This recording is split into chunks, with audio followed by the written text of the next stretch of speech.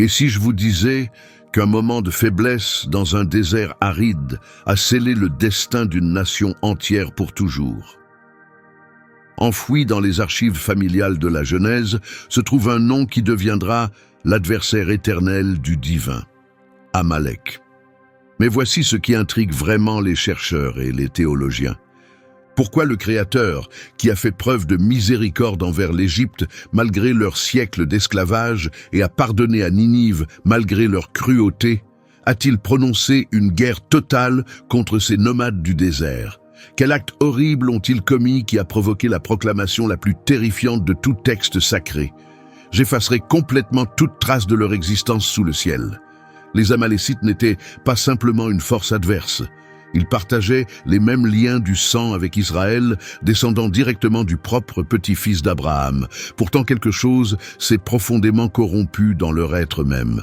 Imaginez cette scène, des anciens esclaves épuisés, enfin libérés, après 4 siècles de captivité, trébuchant à travers les terres arides. Qui les attaque? Pas les armées puissantes qui les poursuivent, mais des pillards nomades qui ont délibérément visé les plus vulnérables, massacrant les petits-enfants et les personnes âgées qui traînaient à l'arrière. Pourquoi feraient-ils cela? L'explication révèle quelque chose de si troublant sur le côté sombre de l'humanité que le Tout-Puissant a déclaré « Cela s'arrête maintenant. Un monarque sacrifiera tout parce qu'il a fait preuve de miséricorde envers leur chef. Un homme saint se transformera en bourreau. Même de nos jours, leur nom demeure une énigme. Comment une population entière peut-elle disparaître si complètement que ceux qui fouillent les ruines anciennes peuvent à peine trouver des preuves de leur existence? Préparez-vous à découvrir pourquoi les Amalécites sont devenus l'unique adversaire que le Tout-Puissant a juré d'anéantir personnellement. Chaque peuple a une origine. Et l'histoire des Amalécites commence par une lignée qui remonte directement à Abraham lui-même. Pour comprendre qui étaient vraiment ces individus, nous devons voyager jusqu'au livre de la Genèse et examiner une branche familiale qui créerait finalement l'un des adversaires les plus féroces d'Israël. Ésaü, le frère jumeau de Jacob, a eu plusieurs enfants. Son fils aîné a reçu le nom d'Éliphaz. Or, Éliphaz avait une concubine, une femme de statut inférieur à une épouse principale, et son nom était Timna. Le chapitre 36, verset 12 de la Genèse déclare clairement « Timna était concubine d'Éliphaz, fils d'Ésaü, et par elle, Amalek est né d'Éliphaz. C'est le tout début. Un enfant est venu au monde, et il s'appelait Amalek. Considérez l'importance de ce lien. Amalek descendait d'Ésaü en tant que petit-fils, ce qui fait de lui l'arrière-petit-fils d'Isaac et le place à seulement 4 générations d'Abraham. Les Amalécites n'étaient pas des étrangers ou des peuples inconnus de territoires lointains. Le sang des pères fondateurs coulait dans leurs veines. Ils appartenaient à la même famille élargie, des parents éloignés des Israélites qui viendraient finalement par la lignée de Jacob. Ce même chapitre de la Genèse compte Amalek parmi les chefs tribaux d'Édom. Le verset 16 le nomme directement Coré, Gatam et Amalek. C'étaient les chefs qui traçaient leur ascendance à Éliphaz au sein d'Édom, tous descendants d'Ada. Il n'était pas simplement un descendant parmi tant d'autres. Il est devenu un chef, une personne d'influence, quelqu'un dont l'identité commandait respect et pouvoir parmi ceux qui descendaient d'Ésaü. Ce lien familial est extrêmement important car il démontre que les Amalécites ne sont pas apparus de nulle part. Ils possédaient une ascendance, un bagage culturel et une position dans la lignée remontant à la promesse sacrée faite entre Abraham et le divin. Pourtant, d'une manière ou d'une autre, cette branche particulière de l'arbre ancestral allait se développer dans une direction entièrement opposée à celle de leurs parents. Alors que d'autres descendants d'Ésaü ont établi leur foyer dans les régions montagneuses de Séhir, les Amalécites ont choisi une voie différente. Ils ont migré vers le sud dans les régions désertiques brutales et impitoyables. Le désert du Negev et la région du Sinaï sont devenus leurs lieux de résidence, des territoires où l'eau était extrêmement rare. la végétation minimale, et survivre exigeait une expertise et des capacités spécialisées. Le Negev occupe la frontière sud de ce qui formerait finalement le territoire d'Israël. Il sert de zone de transition reliant les territoires cultivés au nord avec les vastes étendues désertiques s'étendant vers le sud. La région du Sinaï s'étend encore plus loin vers le sud, une immense étendue de terres arides, de chaînes montagneuses et de sols couverts de pierres. Ce n'étaient pas des endroits où l'agriculture était praticable, où des centres urbains pouvaient être construits. C'étaient des territoires destinés à ceux qui maîtrisaient l'art de survivre dans des conditions extrêmes. Les Amalécites se sont parfaitement adaptés à ce paysage brutal. Ils ont mémorisé l'emplacement de chaque source d'eau et source souterraine. Ils savaient quels oueds, ces lits de rivières asséchées, déborderaient brièvement lors des rares tempêtes. Ils maîtrisaient l'art de trouver un passage à travers les cols montagneux et de traverser de vastes étendues désertiques ouvertes. Cette expertise est devenue leur bien le plus précieux. En revendiquant ces terres, les Amalécites se sont positionnés le long de la route sud menant à Canaan. Tout groupe voyageant d'Égypte vers la terre promise devait nécessairement traverser ou longer les terres amalécites. Les principales routes commerciales reliant l'Égypte au territoire du nord-est passaient directement par ces zones. Ce positionnement n'était pas accidentel. Les Amalécites contrôlaient une terre d'importance vitale. Ils n'ont jamais construit de magnifiques centres urbains ni fondé de communautés durables comme le faisaient les peuples voisins. Au contraire, ils restaient constamment en mouvement, déplaçant leur campement en fonction des changements saisonniers et des endroits où ils pouvaient trouver des provisions. Leurs abris pouvaient être démontés et transportés rapidement. Ce mouvement constant leur procurait des avantages que les peuples vivant dans des endroits fixes ne possédaient jamais. Ils pouvaient attaquer rapidement puis disparaître dans le désert où les poursuivants ne pouvaient pas les suivre. Le terrain lui-même leur servait d'allié. Les étrangers ne connaissaient pas la géographie. Ils ignoraient où se trouvaient les sources d'eau ou quels sentiers de montagne pouvaient réellement être franchis. Mais les Amalécites comprenaient parfaitement chaque rocher et chaque canyon dissimulé. Cette connaissance intime de leur environnement en faisait une menace sérieuse pour quiconque traversait les terres qu'ils revendiquaient. Voici quelque chose qui déroute de nombreuses personnes qui étudient la Bible. Les Amalécites apparaissent dans les Écritures même avant que la personne nommée Amalek n'existe. Cela semble contradictoire au départ, mais cela révèle en fait quelque chose d'important sur la façon dont les civilisations anciennes percevaient la géographie et l'identité de groupe. Dans le chapitre 14 de la Genèse, nous découvrons Abraham participant à une opération de sauvetage.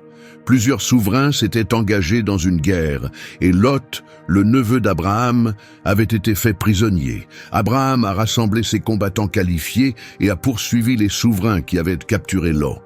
Le verset 7 décrit le chemin que ces souverains ont emprunté.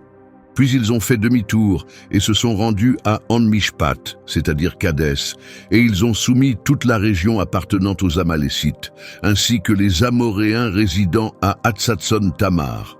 Attendez, la région appartenant aux Amalécites? Pourtant, cela s'est produit du vivant d'Abraham, des générations avant que son arrière-arrière-petit-fils Amalek n'existe même. Comment est-ce possible ? L'explication est que Moïse, l'auteur de la Genèse, décrivait le paysage en utilisant une terminologie que son public reconnaîtrait. Il communiquait. Ils ont soumis la zone que vous reconnaissez actuellement comme terre amalécite. C'est comme dire que Christophe Colomb a voyagé vers les Amériques, bien que ce nom n'existait pas à son époque.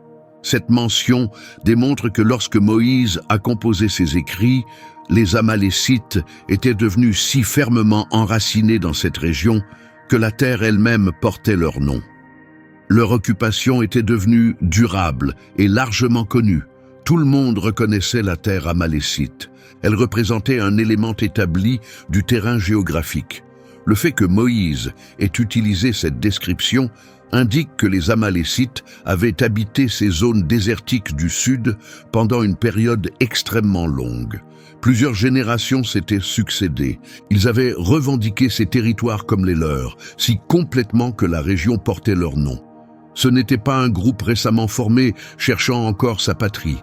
Lorsqu'Israël les a finalement rencontrés, ils représentaient une force ancienne et établie dans le Negev et le Sinaï. Vivre dans le désert influençait tous les aspects de la civilisation amalécite. Le travail agricole était impossible. L'eau suffisante et le sol productif n'existaient tout simplement pas. Construire des centres commerciaux n'était pas faisable. Ils vivaient comme des nomades, se déplaçant perpétuellement. Alors ils ont construit une société axée sur quelque chose de différent, s'emparer de ce que d'autres avaient créé.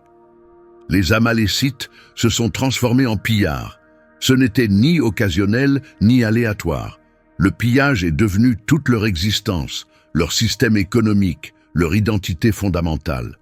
Ils surveillaient les routes commerciales traversant leur domaine. Les caravanes de marchands transportant des marchandises précieuses d'Égypte vers la Mésopotamie ou d'Arabie vers Canaan devaient traverser les territoires que les Amalécites dominaient. Ces caravanes étaient exposées au danger. Elles se déplaçaient lentement, chargées de marchandises. Leurs protecteurs étaient souvent peu nombreux, employés pour se protéger contre les voleurs ordinaires, mais non préparés pour des assauts militaires coordonnés. Les Amalécites observaient et attendaient patiemment. Ils mémorisaient les chemins, ils savaient où les caravanes se reposeraient la nuit. Ils reconnaissaient où le paysage leur donnait la supériorité. Quand ils attaquaient rapidement. Le combat dans les conditions désertiques exige rapidité et effet de surprise. Les Amalécites assaillaient sans avertissement, vainquant leurs victimes avant qu'une résistance organisée ne puisse se matérialiser. Ils s'emparaient de tout ce qui était précieux, substances aromatiques, tissus, objets métalliques, animaux, puis disparaissaient dans le désert. Avant que l'aide ne puisse arriver sur les lieux, les attaquants étaient partis, dispersés dans un terrain que les étrangers ne pouvaient pas franchir. Ce mode de vie exigeait des capacités et des principes spécifiques. Les hommes amalécites recevaient une formation au combat dès l'enfance. Ils maîtrisaient l'équitation, le combat et la résistance aux difficultés des voyages dans le désert. Ils apprenaient à fonctionner avec un minimum d'eau et une nourriture limitée lorsque nécessaire. Ils devenaient endurcis, résistants et impitoyables. Montrer de la compassion signifiait la vulnérabilité. S'arrêter signifiait la mort. Mais le pillage n'était pas seulement une question de survie. Il est devenu une source d'honneur, une norme pour mesurer la valeur d'un homme. Les raids réussis apportaient richesse et reconnaissance. Les pillards les plus audacieux accédaient à des postes de direction.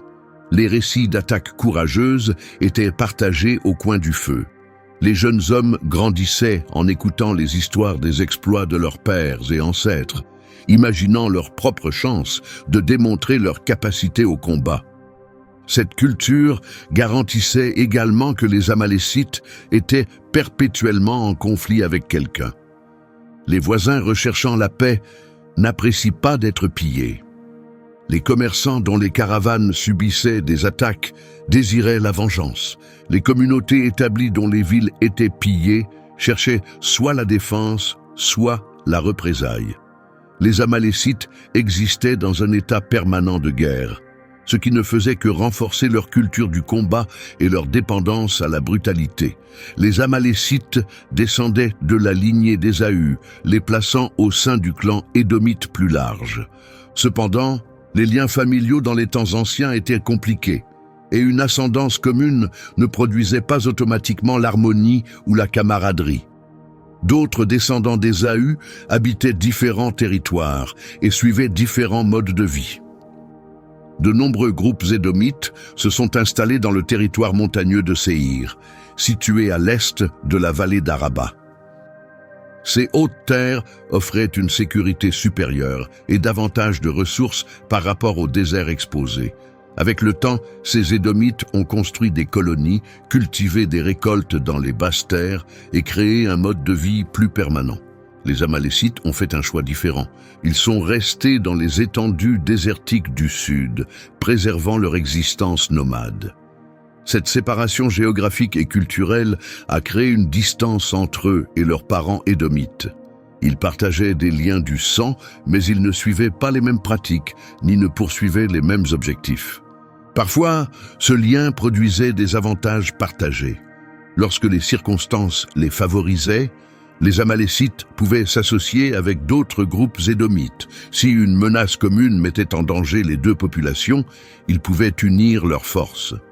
Les mariages entre familles formaient des liens et des partenariats. L'échange de marchandises et de connaissances se produisait entre les groupes, mais le lien n'atteignait jamais une fusion ou une solidarité complète.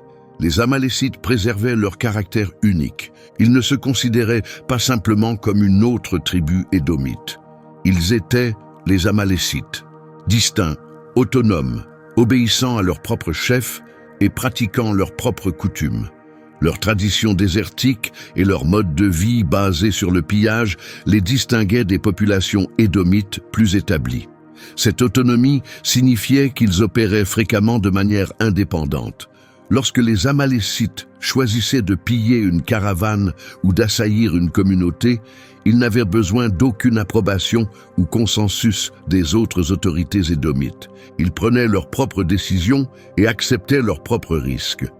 Si ces décisions produisaient des répercussions, ces répercussions les affectaient exclusivement. Les Édomites résidant à Séhir ont construit une civilisation plus structurée au fil du temps, créant finalement une monarchie avec une lignée de souverains successifs. Les Amalécites n'ont jamais suivi cette direction. Ils sont restés organisés par tribus, guidés par des chefs dont le pouvoir découlait de leurs capacités et de leurs réalisations, plutôt que d'une succession héréditaire. Cette structure gouvernementale alternative les séparait davantage de leurs parents édomites. Au nord du territoire amalécite s'étendait le territoire de Canaan, peuplé de divers groupes qui avaient construit des cités-États indépendantes et des colonies agricoles. La proximité des Amalécites avec ces populations cananéennes garantissait que le contact était inévitable, bien que la nature de ces contacts variait. Les cités-États cananéennes incarnaient une société entièrement distincte des Amalécites nomades. Elles possédaient des fortifications, des édifices sacrés, des administrations structurées et des économies basées sur l'agriculture. Elles faisaient du commerce avec des régions lointaines et construisaient des cultures avancées. Depuis leurs centres urbains protégés, les monarques cananéens gouvernaient les régions environnantes et collectaient des paiements auprès des villages périphériques. Pour les Amalécites, les Cananéens symbolisaient à la fois une possibilité et une restriction. Les centres urbains cananéens recelaient de grandes richesses, mais ils maintenaient également de fortes défenses. Assaillir un centre urbain fortifié exigeait des outils de guerre spécialisés et un engagement prolongé, des capacités que les pillards nomades ne pouvaient pas maintenir. Alors, lancer des assauts directs sur les centres urbains cananéens était rarement faisable. Au lieu de cela, les Amalécites se concentraient sur des proies plus faciles.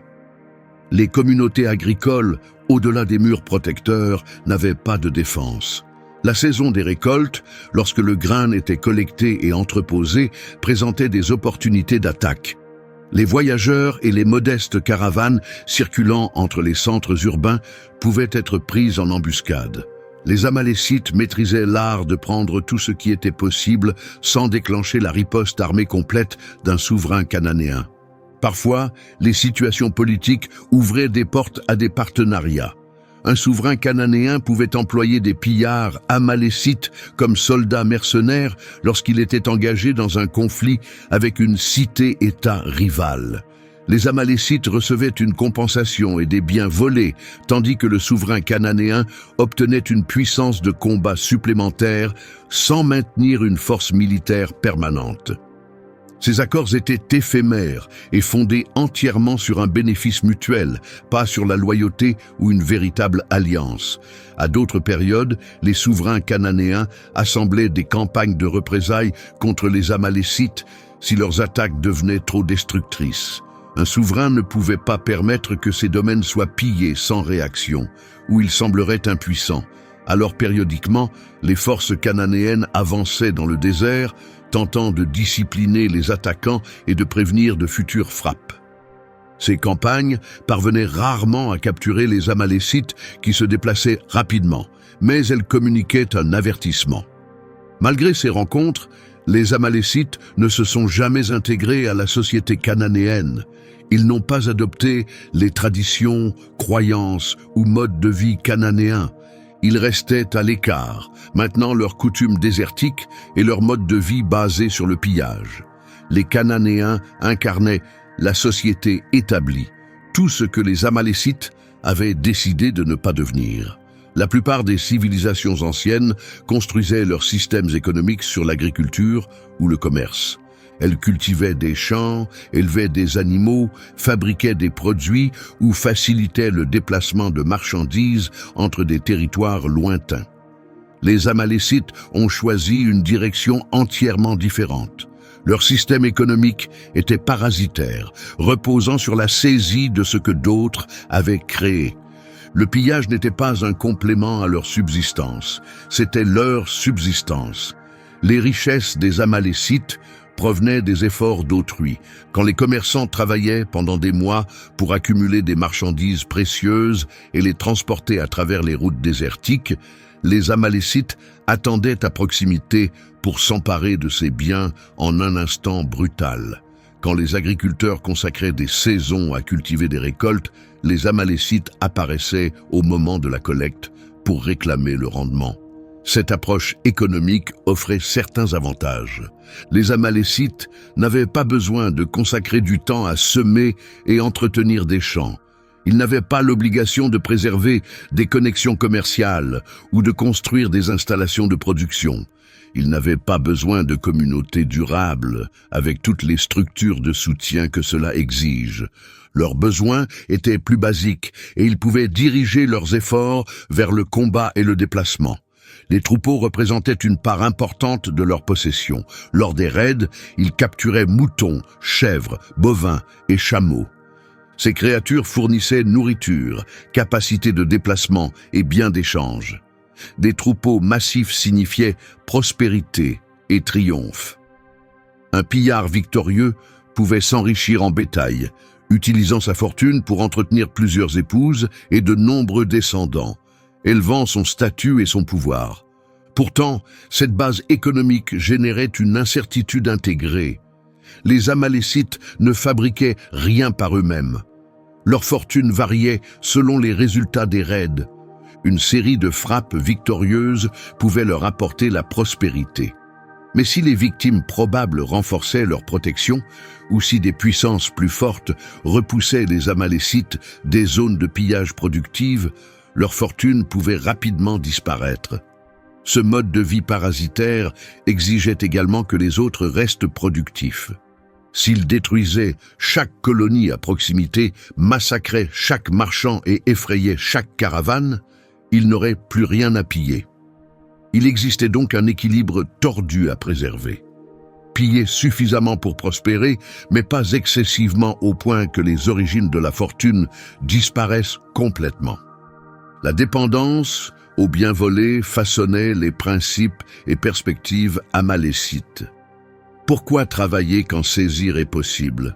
Pourquoi construire quand s'emparer est disponible?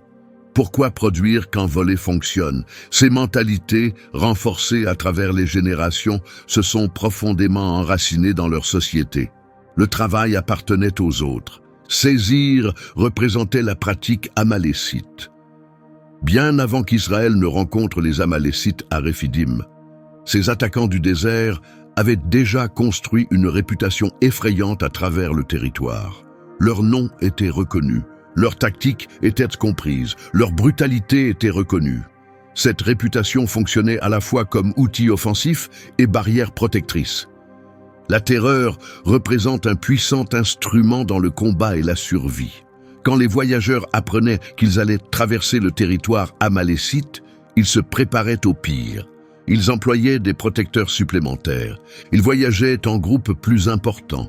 Ils observaient continuellement tout signe d'attaquant. Cette terreur pouvait parfois empêcher les attaques. Les Amalécites pouvaient conclure qu'une caravane bien équipée ne valait pas le risque. Mais la terreur séparait également les Amalécites des autres. Les autres populations ne recherchaient pas leur compagnie. Ils ne recevaient aucune invitation à participer à des coalitions ou des arrangements commerciaux. Ils étaient contournés chaque fois que possible et affrontés quand c'était inévitable. Les Amalécites étaient reconnus comme adversaires, comme dangers, comme individus nécessitant vigilance. Cette séparation, néanmoins, ne les troublait pas. Ils avaient choisi leur voie. Les récits concernant les attaques amalécites circulaient à travers le territoire. Ceux qui survivaient racontaient des assauts soudains arrivant sans préavis. Les commerçants qui perdaient des caravanes entières décrivaient la rapidité et la brutalité du combat amalécite. Ces récits renforçaient la réputation et étendaient la terreur davantage. Chaque génération absorbait les histoires d'attaques amalécites, apprenant à faire preuve de prudence lors de la traversée des territoires du Sud. Ce qui rendait les Amalécites particulièrement terrifiants était leur disposition à attaquer les sans défense. De nombreuses traditions de combat anciennes maintenaient des normes concernant la guerre. On combattait des combattants, pas des femmes et des enfants. On offrait aux adversaires la possibilité de se rendre. On démontrait de la compassion envers les vaincus. Les Amalécites rejetaient ces normes. Ils percevaient la vulnérabilité comme une opportunité, pas comme une justification pour se retenir. Cette réputation de cruauté signifiait que lorsque les gens apercevaient des attaquants amalécites s'approcher, ils savaient ne pas s'attendre à de la compassion. Se rendre ne les sauverait pas. Supplier serait inutile. Les Amalécites saisiraient tout ce qu'ils désiraient et abandonneraient seulement ce qui ne leur était d'aucune valeur. Cette conscience produisait l'horreur, et l'horreur était précisément ce que les Amalécites recherchaient. Les individus horrifiés ne peuvent pas résister efficacement. Ils perdent le contrôle, se dispersent et commettent des erreurs. Lorsque les Hébreux esclaves d'Égypte ont traversé la mer Rouge et sont entrés dans le désert, les Amalécites attaquaient les territoires désertiques du Sud depuis des générations.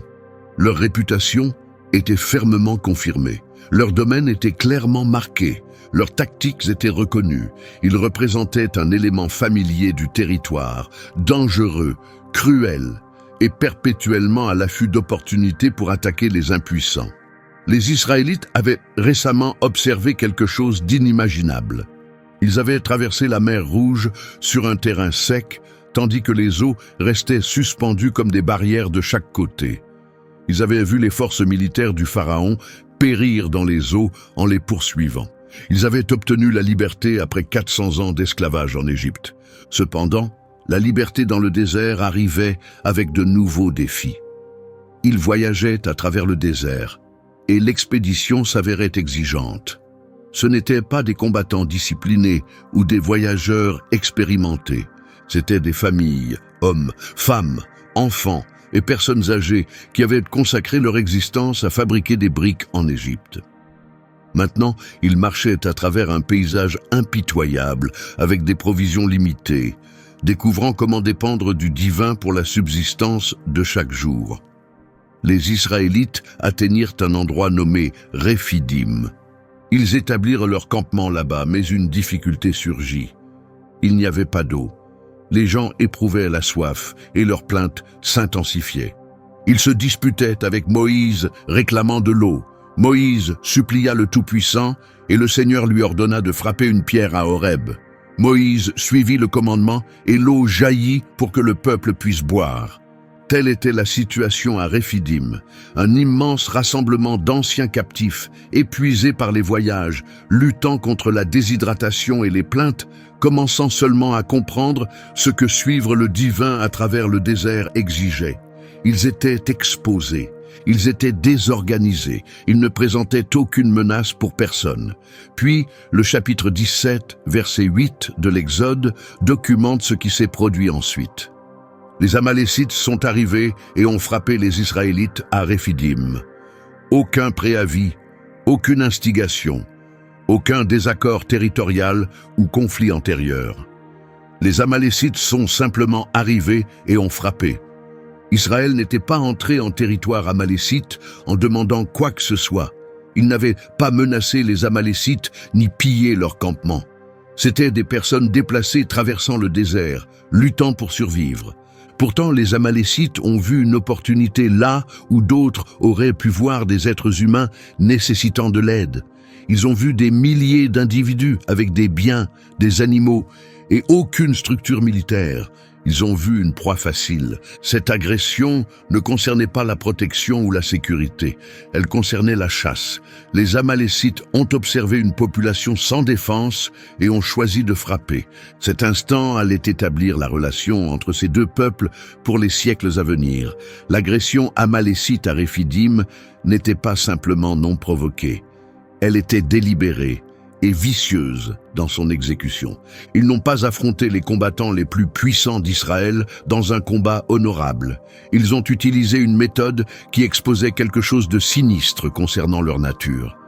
Des années après, Moïse rappellerait au peuple cette agression. Dans le chapitre 25, versets 17 et 18 du Deutéronome, il leur a dit « Rappelez-vous ce que les Amalécites ont accompli contre vous pendant le voyage lorsque vous êtes sortis d'Égypte. Quand vous étiez épuisés et affaiblis, ils vous ont rencontrés sur vos routes et ont frappé tous ceux qui traînaient à l'arrière. Ils ne possédaient aucune révérence pour le divin.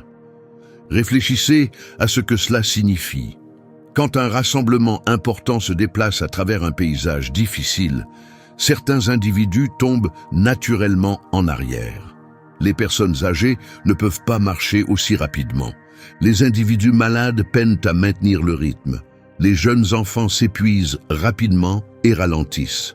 Les femmes enceintes nécessitent des pauses plus fréquentes. Ces individus vulnérables finissent par traîner derrière le groupe en mouvement. Les Amalécites ont délibérément ciblé ces traînards. Ils n'ont pas assailli le devant de la formation où voyageaient les hommes les plus capables. Ils ont frappé par l'arrière, abattant ceux incapables de se protéger.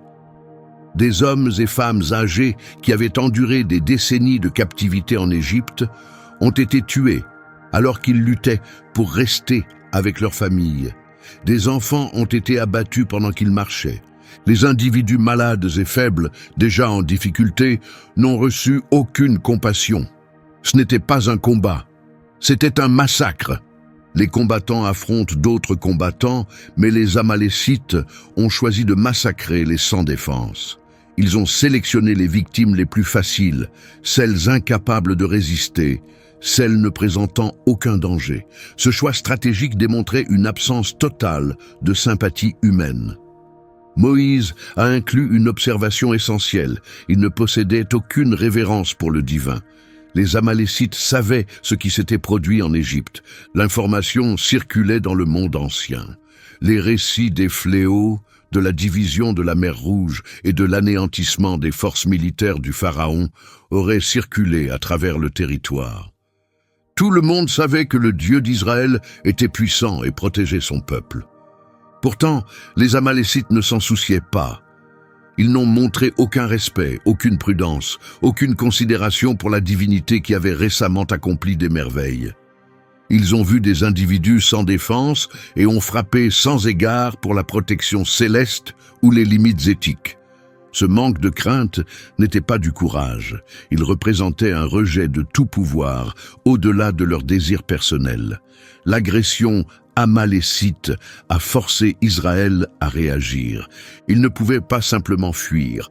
Où aurait-il fui? Il devait rester et combattre. Moïse a convoqué un homme appelé Josué et lui a fourni des directives précises. Le chapitre 17, verset 9 de l'Exode documente l'ordre de Moïse. « Choisis certains de nos hommes et avance pour combattre les Amalécites. Demain, je me positionnerai au sommet de l'élévation avec le bâton du divin dans ma main. Cela marquait la première apparition de Josué en tant que commandant de combat. Il n'était pas un général expérimenté. Comme tout le monde, il avait vécu comme captif en Égypte. Pourtant, Moïse lui a confié cette mission essentielle. Josué a accompli précisément ce que Moïse lui avait demandé. Il a choisi des hommes parmi les Israélites pour former une unité de combat. Pendant ce temps, Moïse est monté au sommet d'une élévation voisine, emmenant Aaron et un homme appelé Hur avec lui. Moïse a élevé le bâton du divin, le même bâton levé au-dessus de la mer Rouge, le même bâton qui avait infligé des fléaux à l'Égypte. Les versets 11 et 12 dépeignent ce qui s'est passé pendant le conflit. Chaque fois que Moïse maintenait ses bras élevés, les Israélites l'emportaient. Mais chaque fois qu'il baissait ses bras, les Amalécites l'emportaient. Quand les bras de Moïse sont devenus fatigués, ils ont récupéré une pierre et l'ont positionnée sous lui, et il s'est assis dessus. Aaron et Hur ont soutenu ses bras, un positionné de chaque côté, assurant que ses bras restaient fermes jusqu'à ce que l'obscurité arrive. Cela représentait une méthode inhabituelle de mener un conflit. Josué et ses combattants menaient le combat physique sur le terrain, frappant avec des lames et se protégeant contre les assauts amalécites. Pourtant, la résolution du conflit dépendait du fait que Moïse maintienne ses bras élevés au sommet. Quand ses membres étaient levés, Israël dominait. Quand ses membres descendaient par fatigue, Amalek obtenait la supériorité. Aaron et Hur comprenaient ce qui se passait. Ils ont trouvé une pierre pour que Moïse s'assoie dessus, supprimant une partie de la tension corporelle. Puis, ils se sont positionnés de chaque côté, soutenant physiquement ses membres quand ils ne pouvaient plus les tenir seuls. Ils ont maintenu cet arrangement jusqu'à ce que l'obscurité tombe. Le verset 13 donne le résultat. Ainsi, Josué a vaincu les forces amalécites par la lame. Le conflit était gagné. La première confrontation armée d'Israël s'est conclue par un triomphe. Pourtant, tout le monde reconnaissait que ce triomphe provenait du divin, pas de leur expertise de combat personnel. Le bâton élevé représentait la confiance en la puissance céleste, et cette confiance a fait la différence. Après la fin du conflit et la défaite de l'agression amalécite par Israël, le Tout-Puissant s'est adressé à Moïse. Ce qu'il a déclaré différait de tout ce qui avait été dit concernant toute autre population. Ce n'était pas simplement une proclamation concernant un conflit. Cela représentait une annonce qui résonnerait à travers les générations. Le chapitre 17, verset 14 de l'Exode, documente les paroles divines. Puis le Seigneur a déclaré à Moïse « Inscris ceci sur un parchemin comme quelque chose nécessitant d'être rappelé et assure-toi que Josué reçoive ce message, car j'éliminerai complètement l'identité d'Amalek de sous le ciel. » Le divin a ordonné que cet engagement soit documenté de façon permanente. Il fallait s'en souvenir, et particulièrement Josué, qui avait récemment commandé les troupes d'Israël au combat, devait recevoir et comprendre ce jugement céleste. L'expression « éliminer l'identité d'Amalek de sous le ciel » était inconditionnelle. Le divin ne parlait pas de les vaincre au combat ou de les repousser. Il parlait d'élimination totale, de destruction absolue, de la fin de leur existence en tant que peuple. Leur identité réelle serait effacée de la terre. Pourquoi une déclaration si sévère? D'autres populations avaient résisté à Israël. L'Égypte les avait tenus captifs pendant 400 ans. Pourtant, le divin n'a pas ordonné la destruction complète de l'Égypte. Il a évalué l'Égypte par les fléaux et détruit les forces du Pharaon, mais la population a continué d'exister. Les Amalécites, néanmoins, ont obtenu un verdict différent. L'explication réside dans leurs actions. Ils ont frappé sans justification. Ils ont ciblé délibérément les sans défense. Ils n'ont montré aucune révérence pour le divin, malgré sa puissance évidente et sa protection sur Israël. Ce n'était pas simplement une action de combat. Cela représentait une action exposant quelque chose d'essentiellement pourri concernant la nature et la société amalécite. La réaction de Moïse à l'annonce divine a été instantanée. Le verset 15 déclare « Moïse a construit un autel et l'a intitulé « Le Seigneur représente mon étendard ». Le titre reflétait les événements récents. Le divin avait servi d'étendard à Israël, leur point de rassemblement, leur origine de triomphe. Le bâton élevé au sommet avait fonctionné comme une bannière de combat que les soldats pouvaient observer. Puis, Moïse a prononcé une autre déclaration documentée au verset 16.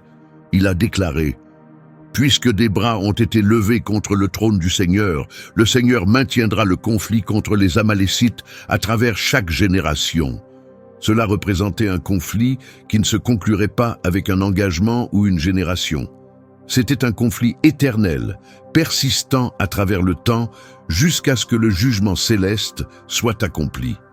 L'expression « des bras ont été levés contre le trône du Seigneur » clarifie pourquoi ce conflit était différent. Quand les Amalécites ont frappé Israël, ils ne frappèrent pas simplement un groupe d'individus.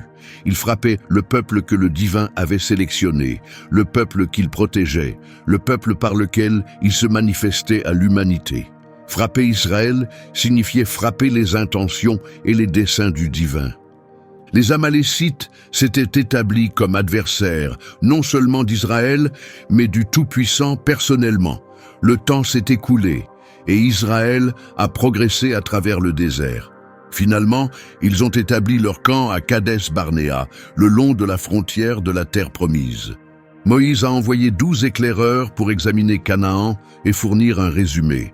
Les éclaireurs sont revenus après 40 jours portant des informations remarquables concernant la richesse du territoire. Mais 10 d'entre eux ont également livré des récits alarmants concernant la puissance des habitants y résidant. La réaction des Israélites a été la défiance. Ils ont refusé d'entrer dans le territoire, malgré la promesse du divin de le leur donner.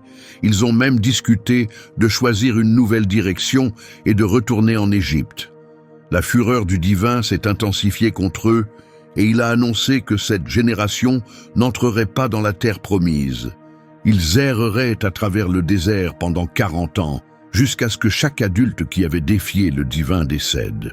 Quand les gens ont reçu ce verdict, ils ont brusquement inversé leur position. Maintenant, ils désiraient entrer dans le territoire. Moïse les a mis en garde contre cette action, clarifiant que le Tout-Puissant ne les soutenait plus dans cette entreprise. Pourtant, ils ont refusé d'écouter ses paroles. Le chapitre 14, verset 44 du livre des Nombres dépeint ce qui s'est produit.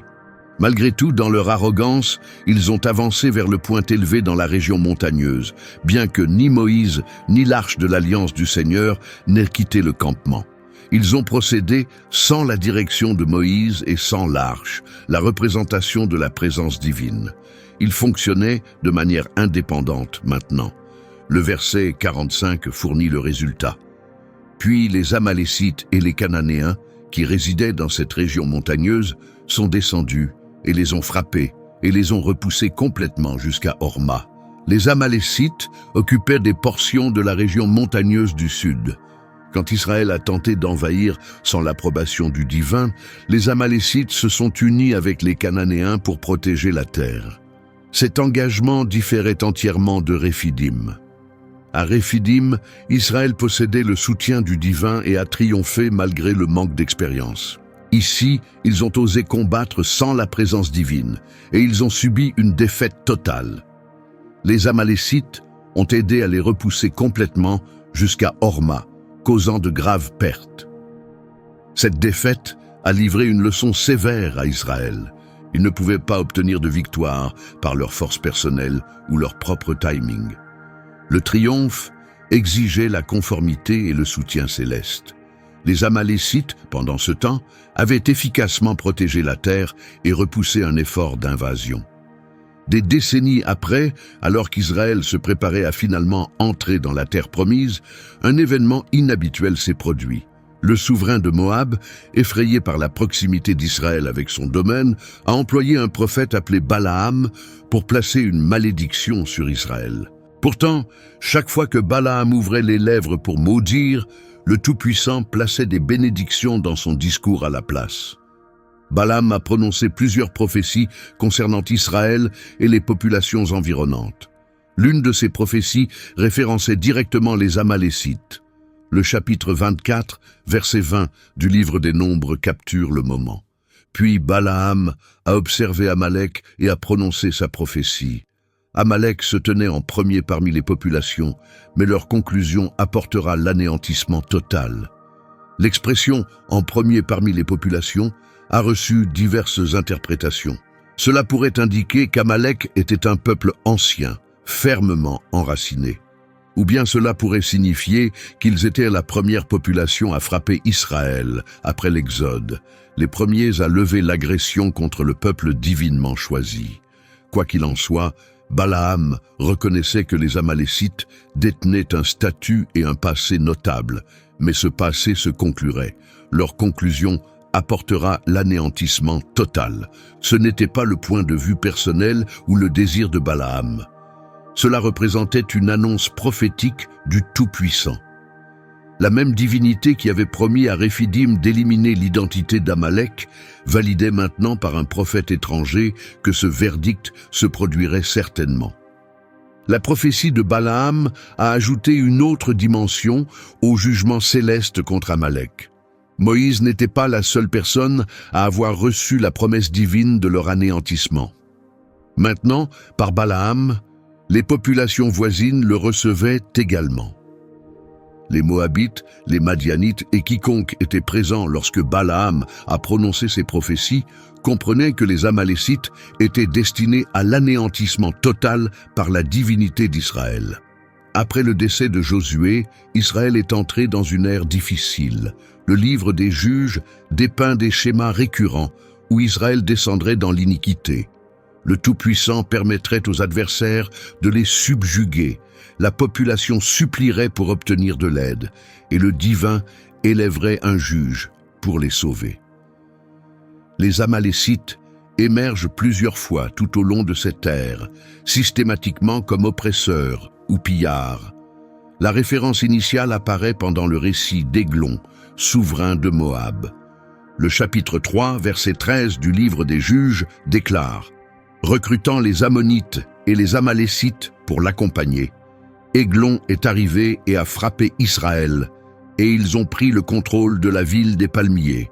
Les Amalécites constituaient une partie d'une alliance avec Moab et Ammon pour attaquer et subjuguer Israël. Ils ont aidé à capturer Jéricho, la ville des palmiers, et Israël a servi Églon pendant 18 ans avant que le divin n'élève Éhud pour les sauver. Par la suite, les Amalécites ont participé à une campagne encore plus catastrophique. Quand les Madianites ont subjugué Israël pendant l'ère de Gédéon, les Amalécites se tenaient à leur côté. Le chapitre 6, versets 3 à 5 du livre des Juges dépeigne les circonstances. Chaque fois que les Israélites semaient leurs champs, les Madianites, les Amalécites et les populations orientales supplémentaires envahissaient le territoire. Ils établissaient des camps à travers le territoire et détruisaient les récoltes s'étendant jusqu'à Gaza et ne préservaient rien de vivant pour Israël, ni moutons, ni bovins, ni ânes. Ils arrivaient avec leurs troupeaux et leurs abris ressemblant à des nuées de sauterelles. Les compter, eux ou leurs chameaux, s'avérait impossible. Ils envahissaient le territoire pour le dévaster. Cela représentait une destruction méthodique.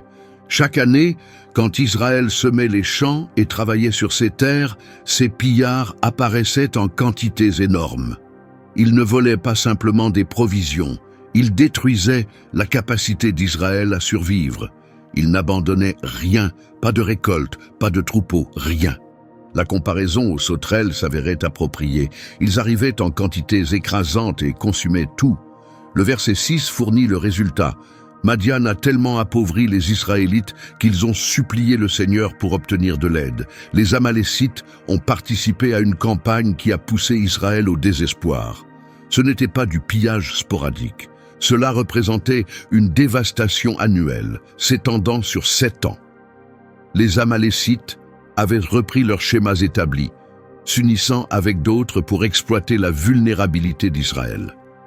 Le divin a élevé Gédéon pour sauver Israël de la subjugation madianite et amalécite. Par une série d'indicateurs miraculeux, le Tout-Puissant a réduit les forces de Gédéon de 32 000 combattants à seulement 300, assurant qu'Israël reconnaîtrait que le triomphe provenait du divin, pas de la capacité militaire. Avec ses 300 combattants, Gédéon a assailli l'énorme campement madianite pendant l'obscurité, générant alarme et désordre. Les forces opposées se sont échappées et les combattants de Gédéon les ont poursuivis.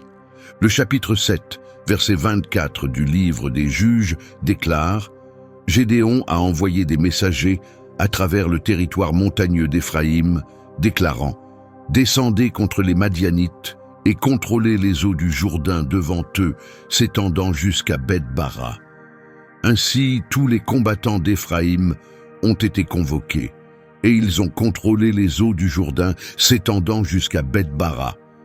Des clans israélites supplémentaires ont rejoint la poursuite, bloquant les routes d'évasion.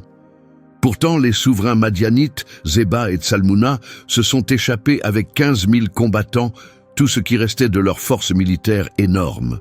Gédéon a continué la poursuite sans s'arrêter. Le chapitre 8, verset 10 du livre des Juges décrit leur emplacement. Or Zéba et Tsalmouna restaient à Karkor avec des forces comptant environ 15 000 combattants. Tout ce qui restait des armées des populations orientales, 120 000 combattants armés, avaient péri. La poursuite a transporté Gédéon à travers le domaine contrôlé par les Amalécites et leurs partenaires. Ces 300 combattants étaient épuisés, ayant combattu pendant l'obscurité, puis poursuivi l'adversaire à travers de nombreux kilomètres. Les versets 4 et 5 déclarent « Gédéon et ses 300 combattants, épuisés mais maintenant la poursuite, ont atteint le Jourdain et l'ont traversé. Il s'est adressé aux habitants de Sukkot. Fournissez à mes soldats du pain. Ils sont épuisés et je continue de poursuivre Zéba et Tsalmouna, les souverains de Madian. Les colonies dans ce territoire, Sukkot et Péniel, ont refusé d'aider Gédéon. Ils craignaient que si Gédéon échouait à capturer les souverains madianites, ces souverains reviendraient et disciplineraient quiconque l'avait soutenu. Ils ne voulaient pas risquer de soutenir la poursuite de Gédéon. Malgré l'épuisement et l'absence de soutien, Gédéon a persisté. Le verset 11 décrit sa stratégie. Gédéon a avancé par le chemin des nomades à l'est de Noba et Jogbéha et a frappé les forces qui ne se méfiaient pas. Il a utilisé les chemins que les populations nomades, incluant les Amalécites, parcouraient à travers ce territoire. Il comprenait le paysage suffisamment pour approcher sans être remarqué. Le verset 12 fournit le résultat. Zéba et Tsalmouna, les deux souverains de Madian, se sont échappés, mais il les a poursuivis et les a capturés, dispersant leurs forces complètes. Gédéon a accompli sa mission. La subjugation durant 7 ans s'est finalement conclue. L'alliance de Madianites, d'Amalécites et de populations orientales a été brisée. Leurs souverains ont été capturés et exécutés. Ce triomphe a démontré que bien que les Amalécites puissent établir de puissants partenariats et dévaster Israël lorsque le divin le permettait, ils ne pouvaient pas perdurer lorsque le divin choisissait de sauver son peuple. La modeste force de Gédéon, renforcée par le Tout-Puissant, a conquis des armées incluant les Amalécites, malgré leur expertise et leur quantité. Des années s'étaient écoulées depuis l'ère des juges, et Israël possédait maintenant un monarque. Saül avait reçu l'onction du prophète Samuel et avait guidé Israël à travers plusieurs triomphes militaires. Pourtant, maintenant Samuel approchait Saül portant une communication particulière directement du divin. Le chapitre 15, verset 1 du premier livre de Samuel établit le contexte. Samuel s'est adressé à Saül. « Je représente celui que le Seigneur a envoyé pour toindre souverain sur son peuple Israël. Donc écoute attentivement la communication du Seigneur. » Samuel rappelait à Saül sa position. Il était le prophète qui avait oint Saül, et il transmettait le message du divin. Saül devait écouter attentivement, puis Samuel a transmis la communication. Les versets 2 et 3 documentent l'instruction divine. Voici ce que le Seigneur Tout-Puissant déclare. « Je disciplinerai les Amalécites pour leurs actions envers Israël lorsqu'ils les ont pris en embuscade alors qu'ils sortaient d'Égypte. Maintenant avance, frappe les Amalécites et anéantis complètement tout ce qui leur appartient. Ne leur montre aucune pitié. Exécute hommes et femmes, enfants et nourrissons, bovins et moutons, chameaux et ânes. » La justification de cette instruction remontait à des siècles en arrière, à Réphidim. Le Tout-Puissant n'avait pas oublié ce que les Amalécites avaient accompli lorsqu'ils avaient frappé les membres les plus vulnérables d'Israël, alors que la population fuyait l'esclavage. Le jugement céleste déclaré à ce moment-là que le divin éliminerait l'identité d'Amalek recevait maintenant son accomplissement. Les directives étaient remarquablement précises. Saül devait anéantir tout.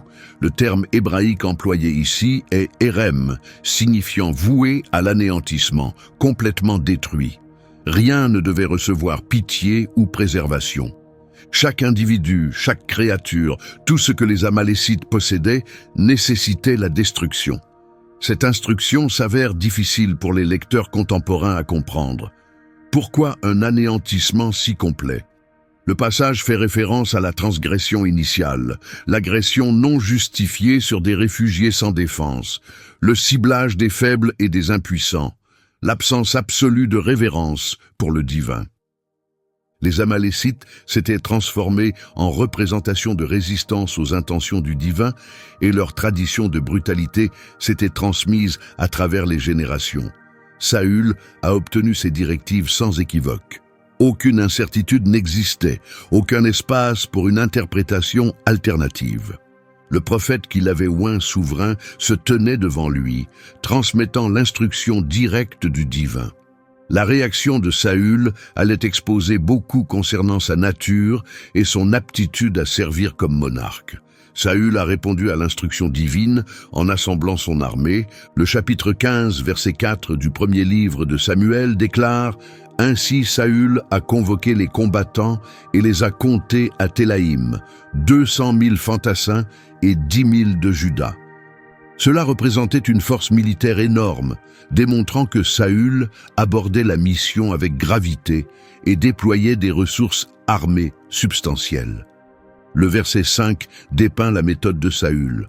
Saül s'est rendu au centre urbain d'Amalek et a organisé une attaque surprise dans le canyon. Il a employé des tactiques de combat, arrangeant ses troupes pour une supériorité optimale. Les Amalécites possédaient des centres urbains à cette période, pas simplement des campements nomades, suggérant qu'ils avaient créé des communautés plus durables à travers les siècles. Avant de frapper, Saül a transmis un avertissement à une autre population résidant dans la région. Le verset 6 documente « Puis il s'est adressé aux Kéniens.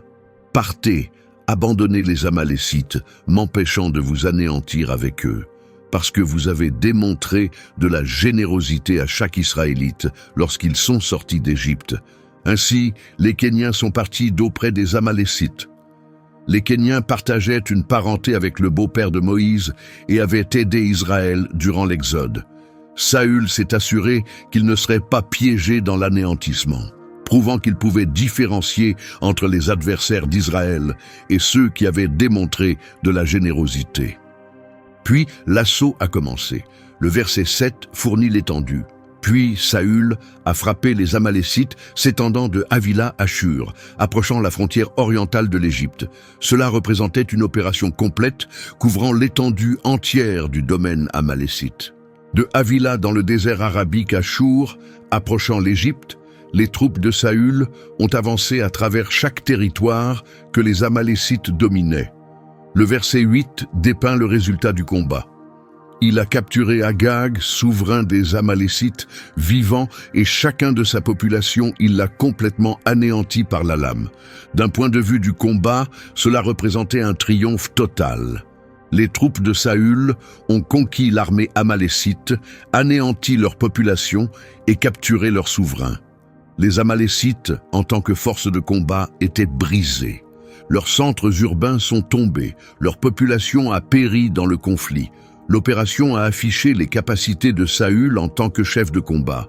Il pouvait coordonner des forces massives, concevoir des frappes tactiques et mener des opérations complètes couvrant des domaines étendus. Il avait accompli ce que le divin l'avait envoyé accomplir. Où l'avait-il fait? Saül avait remporté le conflit entièrement. Les Amalécites avaient subi la défaite. Leur souverain était capturé.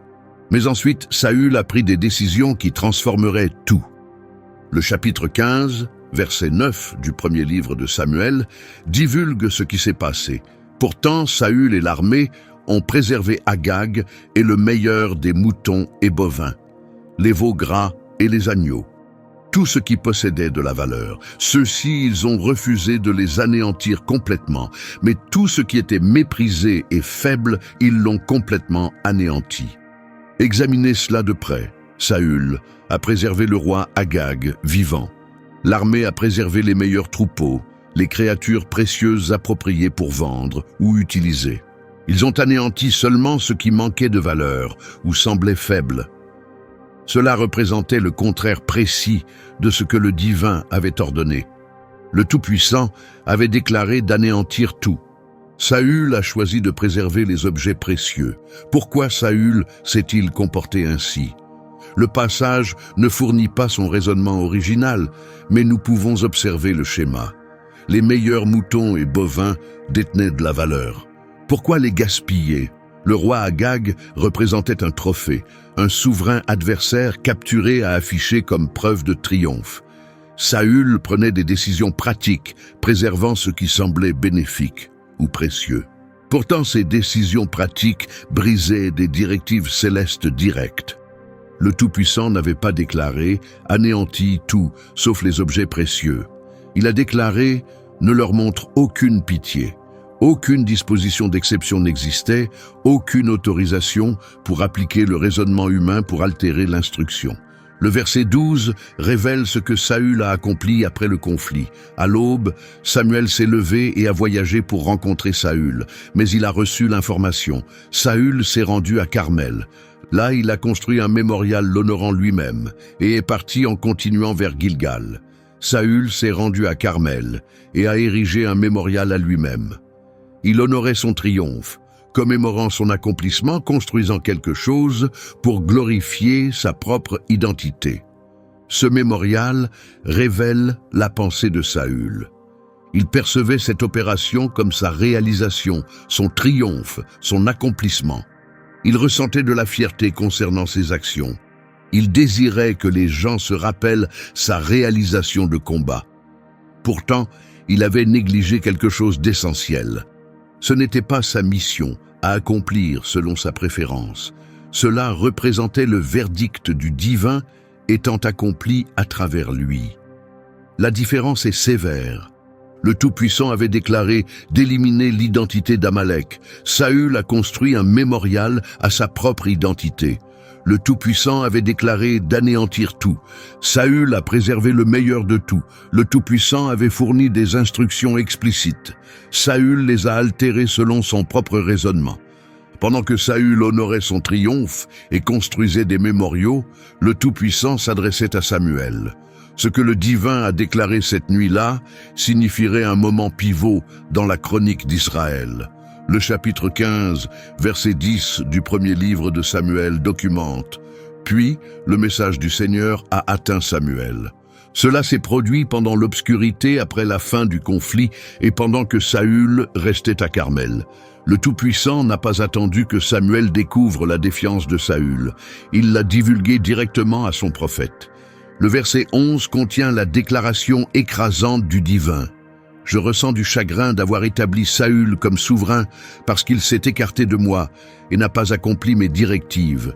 Le terme chagrin ici communique un profond deuil et une angoisse. Non pas que le Tout-Puissant ait commis une erreur. Le divin s'affligeait que Saül ait échoué, que l'individu sélectionné pour servir comme souverain se soit écarté de la conformité. La réaction de Samuel démontre combien profondément cela l'a influencé. Le verset poursuit. Samuel a éprouvé de la fureur et il a supplié le Seigneur durant cette nuit entière. Samuel a consacré la nuit complète à la supplication criant vers le divin. Il éprouvait de la fureur, que ce soit envers Saül, envers les circonstances ou envers les conséquences. Nous ne recevons aucune explication. Mais il était profondément troublé et a imploré le divin durant l'obscurité. Pourquoi la défiance de Saül était-elle si grave? Il avait remporté le conflit. Il avait conquis les Amalécites par le combat. Il avait anéanti la plupart de ce que le divin avait ordonné. Était-ce insuffisant? Pourtant, le point de vue du divin différait. La conformité incomplète représente la défiance. Quand le Tout-Puissant fournit des directives particulières, suivre la plupart tout en ignorant des portions ne qualifie pas comme conformité. La question particulière concernait ce que le divin avait ordonné concernant Amalek. Ce n'était pas simplement un autre conflit ou un autre adversaire, cela représentait l'accomplissement d'un verdict céleste déclaré des siècles auparavant à Réphidim. Le Tout-Puissant, personnellement, avait annoncé le conflit contre Amalek. Il avait promis d'éliminer leur identité. La fonction de Saül était de servir comme instrument de ce verdict céleste, pas de l'altérer selon sa propre sagesse. En préservant Agag et en retenant les meilleurs troupeaux, Saül a démontré qu'il faisait confiance à son propre raisonnement au-dessus de l'instruction divine. Il a déterminé ce qui devait subir l'anéantissement et ce qui devait recevoir la préservation. Il a remplacé sa sagesse par les directives explicites du divin. Cela a révélé une difficulté fondamentale avec la nature de Saül. Il se conformerait au Tout-Puissant quand cela lui semblait sensé, mais il modifierait ou ignorerait les instructions qui échouaient à correspondre à sa compréhension. Le chagrin du divin concernant l'établissement de Saül comme souverain signifiait que la connexion était brisée. Saül s'était démontré inadapté pour la position. Un souverain d'Israël nécessitait une conformité complète avec le divin, pas une conformité sélective. Le royaume nécessitait un chef qui ferait confiance aux instructions du divin, même lorsqu'elles manquaient de sens pratique. Le matin suivant sa nuit de supplication, Samuel a voyagé pour localiser Saül. Le chapitre 15, verset 12 du premier livre de Samuel déclare qu'il a reçu l'information que Saül s'était rendu à Carmel et ensuite à Gilgal. Samuel s'est rendu à Gilgal pour confronter le souverain. Le verset 13 dépeint leur rencontre. Quand Samuel est arrivé devant lui, Saül a déclaré « Que le Seigneur t'accorde sa faveur. J'ai accompli les directives du Seigneur. » Saül a accueilli Samuel avec assurance, demandant même la faveur divine sur le prophète. Puis il a affirmé une conformité totale. « J'ai accompli les directives du Seigneur. » Dans la perception de Saül, il avait achevé la mission avec succès. La réaction de Samuel est venue immédiatement et sèchement. Le verset 14 documente « Pourtant Samuel a déclaré « Qu'est-ce alors que ce cri de mouton atteignant mon oreille? Qu'est-ce que ce mugissement de bovin que je détecte ?» Samuel pouvait percevoir les créatures que Saül avait préservées. La preuve de désobéissance générait littéralement des sons autour d'eux. Saül affirmait une conformité totale tout en étant encerclé par la preuve de sa conformité incomplète. Saül a tenté de clarifier. Le verset 15 fournit sa réponse. Saül a répondu « Les combattants les ont transportés des Amalécites. Ils ont préservé le meilleur des moutons et bovins pour les présenter comme offrande au Seigneur ton Dieu, mais nous avons complètement anéanti le reste. » Observez la justification de Saül. Initialement, il a assigné la faute aux combattants. Ils ont préservé les créatures, pas moi qui les ai préservées. Il a transféré la responsabilité loin de lui-même. De plus, il a affirmé une intention sacrée. Les créatures serviraient comme offrande au divin. Il présentait la défiance comme de la dévotion. Samuel est resté non impressionné. Les versets 16 à 19 documentent sa réaction. « Suffisant !» a déclaré Samuel à Saül. « Permets-moi de t'informer de ce que le Seigneur m'a communiqué durant la nuit. »« Informe-moi » a répondu Saül. Samuel a déclaré « Bien que tu semblais insignifiant dans ta perception personnelle auparavant, n'es-tu pas devenu le chef des clans d'Israël? Le Seigneur t'a oint souverain sur Israël, et il t'a envoyé en mission, déclarant « Avance et anéantis complètement ces individus corrompus, les Amalécites. Mène la guerre contre eux jusqu'à ce que tu les aies éliminés complètement. Pourquoi as-tu refusé de te conformer au Seigneur?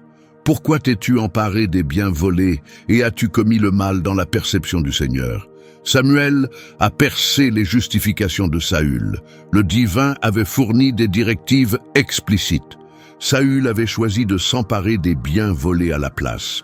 La rationalisation sacrée ne détenait aucune signification. L'instruction était d'anéantir tout, pas de préserver le meilleur pour les offrandes. Saül a tenté une fois de plus de se justifier. Le verset 20 documente. « Pourtant, j'ai obéi au Seigneur », a déclaré Saül. « J'ai procédé à la mission que le Seigneur m'a donnée. J'ai complètement anéanti les Amalécites et transporté Agag, leur souverain. » Saül maintenait qu'il s'était conformé, même en reconnaissant qu'il avait ramené le souverain vivant, la chose précise que le divin lui avait ordonné de ne pas accomplir. Puis, Samuel a prononcé l'une des déclarations renommées dans les Écritures. Les versets 22 et 23 documentent. Pourtant Samuel a répondu: « Est-ce que le Seigneur trouve du plaisir dans les holocaustes et sacrifices autant que dans l'obéissance au Seigneur ? Obéir surpasse le sacrifice, et écouter surpasse la graisse des béliers. Parce que la rébellion ressemble à la transgression de sorcellerie, et l'orgueil ressemble à la méchanceté de l'idolâtrie. Puisque tu as rejeté le message du Seigneur, il t'a rejeté comme souverain. » Les déclarations de Samuel ont frappé au cœur du problème. Les cérémonies sacrées ne remplacent pas la conformité. On ne peut pas défier le divin et ensuite lui présenter des offrandes, des gains de sa défiance. La conformité représente ce que le divin désire. La conformité incomplète de Saül constituait en réalité de la rébellion, rejetant le message du divin. Et cette rébellion s'avérait aussi grave que la sorcellerie ou l'idolâtrie. La déclaration finale s'est avérée écrasante. Il t'a rejeté comme souverain. La monarchie était retirée à Saül. Sa lignée ne persisterait pas, entièrement parce qu'il avait altéré l'instruction explicite du divin concernant les Amalécites. Suite à la déclaration de Samuel que Saül était rejeté comme souverain, Saül a finalement reconnu sa transgression. Le chapitre 15, versets 24 et 25 du premier livre de Samuel documente. Puis Saül s'est adressé à Samuel. « J'ai transgressé. J'ai brisé l'instruction du Seigneur et tes directives. J'ai éprouvé de la peur des combattants, et donc j'ai cédé à eux. Actuellement, je t'implore, pardonne ma transgression et retourne avec moi, me permettant d'adorer le Seigneur. » Saül a reconnu le tort, assigné la faute à sa peur de la population et demandé le pardon. Pourtant, la réaction de Samuel a démontré que le dommage était permanent. Le verset 26 déclare « Pourtant Samuel lui a adressé « Je ne retournerai pas avec toi. Tu as rejeté le message du Seigneur, et le Seigneur t'a rejeté comme souverain sur Israël. » Samuel a refusé d'accompagner Saül pour l'adoration. Le rejet restait ferme. Alors que Samuel se tournait pour partir, Saül a saisi son vêtement et il s'est déchiré. Samuel a utilisé même cet événement pour communiquer un message. Les versets 27 et 28 documentent. Alors que Samuel se tournait pour partir, Saül a agrippé le bord de son vêtement et il s'est déchiré. Samuel lui a adressé « Le Seigneur a arraché la monarchie d'Israël de toi ce jour et l'a accordée à l'un de tes compatriotes, à quelqu'un supérieur à toi. » Suite à un échange supplémentaire, Samuel a finalement consenti à accompagner Saül pour l'adoration, mais ensuite il a abordé la question incomplète. Le verset 32 déclare « Puis Samuel a déclaré « Transportez-moi à Agag, souverain des Amalécites. » Agag s'est approché de lui dans les chaînes. Certaines traductions indiquent qu'Agag s'est approché avec assurance ou contentement, impliquant qu'il croyait que la menace s'était conclue. Il avait reçu la préservation quand tous les autres avaient péri. Peut-être faisait-il confiance qu'il recevrait la permission de survivre. Le verset 32 poursuit avec la déclaration d'Agag. Et Agag a déclaré « Certainement la dureté de la mort s'est conclue. » Agag croyait qu'il était protégé. Il avait survécu au conflit, il était resté vivant pendant des jours. Certainement, s'ils avaient l'intention de le tuer, ils l'auraient accompli auparavant. Pourtant, Samuel avait des intentions différentes. Le verset 33 documente la déclaration et l'acte de Samuel. Mais Samuel a déclaré « Comme ta lame a rendu des femmes sans enfants, de même ta mère deviendra sans enfant parmi les femmes. » et Samuel a exécuté Agag devant le Seigneur à Gilgal. Samuel a personnellement accompli l'exécution du souverain amalécite, rappelant sa brutalité personnelle avant d'achever le verdict que Saül avait négligé de terminer. Les déclarations de Samuel exposaient quelque chose concernant la nature et les actes d'Agag. Ta lame a rendu des femmes sans enfants. Agag avait servi comme souverain sauvage, massacrant des hommes et abandonnant veuves et orphelins. Son règne avait été distingué par la brutalité et la cruauté. Maintenant, il allait rencontrer le destin identique qu'il avait infligé aux autres. L'exécution s'est déroulée devant le Seigneur à Gilgal, dans un lieu d'adoration, comme un acte achevant le verdict céleste. Samuel a personnellement garanti que l'instruction divine reçoive un accomplissement complet, malgré le fait que le souverain avait négligé de l'accomplir. Des années se sont écoulées et David est apparu comme le souverain suivant, le compatriote que Samuel avait mentionné, qui surpassait Saül. Pourtant, avant que David ne revendique le trône, il a vécu ses propres confrontations avec les Amalécites durant ses années comme réfugié de Saül. David a passé des périodes à résider parmi les Philistins pour sa protection. Le souverain philistin Achish lui a fourni la colonie de Tsiklag comme quartier général. Le chapitre 27, versets 8 et 9 du premier livre de Samuel dépeignait les opérations de David. Actuellement, David et ses combattants avançaient et pillaient les Guéshuriens, les Girziens et les Amalécites. Depuis les périodes anciennes, ces populations avaient résidé dans le territoire s'étendant vers Chour et l'Égypte. Chaque fois que David frappait une région, il ne préservait aucun homme ou femme vivant, mais saisissait moutons et bovins, ânes et chameaux, et vêtements.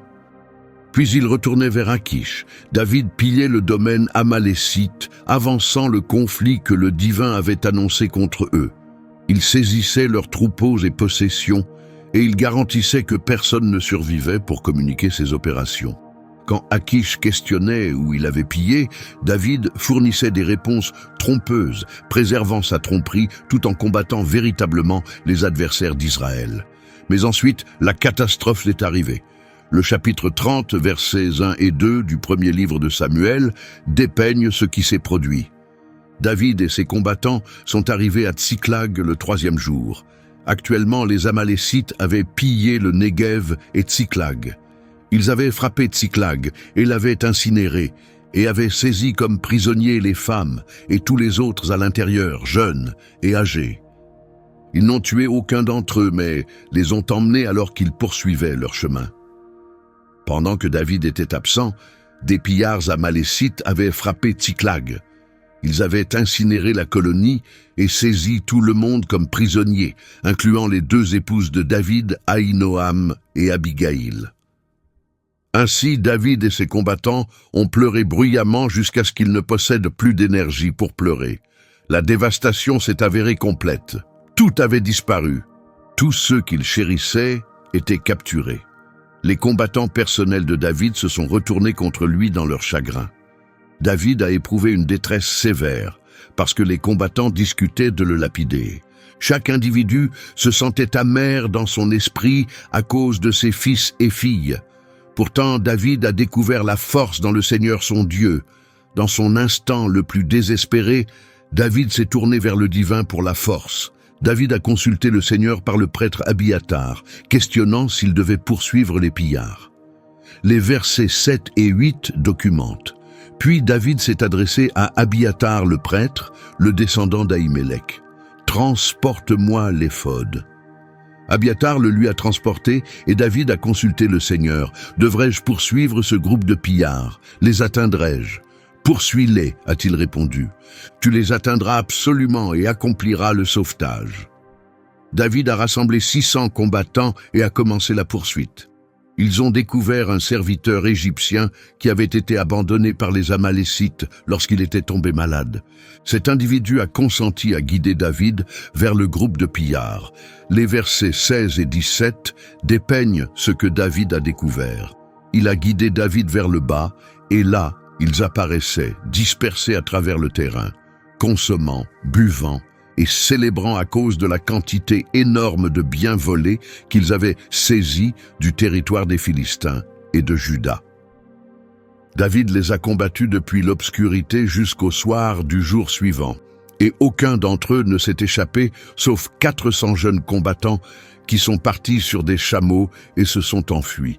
David a frappé et combattu pendant un jour et une nuit complets. Le verset 18 fournit le résultat. David a récupéré tout ce que les Amalécites avaient saisi, incluant ses 2 épouses. Il a libéré tout le monde et tout. Le verset 19 ajoute « Rien n'était absent, jeune ou âgé, enfant mâle ou enfant femelle, bien volé ou quoi que ce soit d'autre qu'ils avaient saisi. » David a tout ramené. Les Amalécites avaient saisi des prisonniers plutôt que de les massacrer, possiblement dans l'intention de les échanger comme serviteurs. Ce choix a permis à David de libérer tout le monde vivant, mais les pillards amalécites eux-mêmes ont subi la destruction, sauf 400 qui se sont échappés sur des chameaux. Une dernière référence significative à un amalécite émerge dans le récit biblique, et elle se connecte directement à la fin de Saül. Suite au décès de Saül dans le conflit contre les Philistins sur le mont Gilboa, un jeune individu s'est approché de David portant une information. Le chapitre 1, versets 1 et 2 du 2e livre de Samuel établissent le contexte. Après le décès de Saül, David est revenu d'avoir frappé les Amalécites et est resté à Tsiklag 2 jours. Le 3e jour, un individu est arrivé du campement de Saül avec ses vêtements déchirés et de la terre sur sa tête. Ce messager s'est approché avec des indicateurs dramatiques de deuil. Les versets 3 et 4 dépeignent l'échange. Quand il s'est approché de David, il est descendu au sol pour afficher du respect. « D'où es-tu arrivé ?» David l'a questionné. Il a répondu « Je me suis échappé du campement israélite. Que s'est-il produit ?» David a questionné « Informe-moi. » Les combattants se sont échappés du conflit, a-t-il déclaré. Beaucoup d'entre eux se sont effondrés et ont péri, et Saül et son descendant Jonathan ont péri. David a questionné comment il savait que Saül et Jonathan avaient péri. La réponse du jeune individu émerge dans les versets 6 à 10. Il a déclaré « Il m'est arrivé d'être sur le mont Gilboa. Et là se tenait Saül, se soutenant sur sa lance avec les chars et leurs opérateurs en poursuite agressive. Quand il s'est tourné et m'a observé, il a crié vers moi, et j'ai répondu « Que puis-je accomplir ?» Il m'a questionné « Qui es-tu » ?« Un Amalécite, ai-je répondu. Puis il m'a adressé « Positionne-toi ici, près de moi, et tue-moi. J'éprouve les agonies de la mort, mais je reste vivant. » Ainsi, je me suis positionné près de lui et l'ai tué parce que je comprenais qu'après son effondrement, il ne pouvait pas perdurer. Et j'ai saisi la couronne reposant sur sa tête et le bracelet sur son bras et les ai transportés ici à mon maître. Si ce récit s'est avéré exact ou si l'Amalécite trompait pour obtenir l'approbation reste disputé. Pourtant, la réaction de David s'est avérée immédiate. Les versets 14 à 16 documentent. David l'a questionné. « Pourquoi n'as-tu pas craint d'étendre ta main pour détruire loin du Seigneur ?» Puis David a convoqué un de ses combattants et a déclaré « Avance, frappe-le !» Ainsi il l'a frappé et il a péri. Parce que David lui avait adressé « Ton sang repose sur ta propre tête. Ta propre bouche a fourni un témoignage contre toi quand tu as déclaré « J'ai tué loin du Seigneur ». David a exécuté l'Amalécite pour avoir affirmé qu'il avait tué Saül, malgré que Saül ait servi comme adversaire de David. Le souverain oint du Seigneur ne devait pas subir la mort quelles que soient les circonstances. L'ironie s'est avérée complète. Saül a perdu sa monarchie pour avoir préservé un souverain amalécite. Et maintenant, un Amalécite affirmait qu'il avait tué Saül. Après ce moment, les références aux Amalécites dans les Écritures deviennent rares. Le chapitre 4, verset 43 du premier livre des Chroniques, référence une confrontation finale, déclarant qu'ils ont anéanti les Amalécites survivants qui avaient fui, et ils ont résidé là jusqu'au jour présent. Cela s'est produit durant le règne du roi Ézéchias, des siècles après Saül. Certains Siméonites ont frappé un reste d'Amalécites qui s'était échappé vers la région montagneuse de Séhir. À l'ère des royaumes séparés et de la période biblique suivante, les Amalécites avaient disparu comme population distinguable. La population qui dominait auparavant le désert du Sud, qui avait frappé Israël à Réphidim, qui avait établi des partenariats et pillé des communautés, ils avaient disparu. Le jugement céleste déclaré à Réphidim avait atteint son accomplissement. Leur identité était éliminée. Leur existence en tant que population s'est terminée complètement. Si cette expédition à travers les chroniques bibliques a révélé des détails que vous n'avez jamais observés auparavant, ne les gardez pas pour vous. Appuyez sur ce bouton d'abonnement assurant que vous ne manquerez pas notre examen approfondi suivant dans les récits les plus captivants des Écritures. Distribuez cette vidéo avec quelqu'un qui apprécie les chroniques bibliques ou quiconque est curieux concernant les populations moins reconnues des Écritures. Et informez-nous dans les commentaires quel élément du récit amalécite vous a le plus étonné. Jusqu'à la prochaine occasion, continuez d'explorer la parole du divin. Il y a toujours davantage de matériel à découvrir.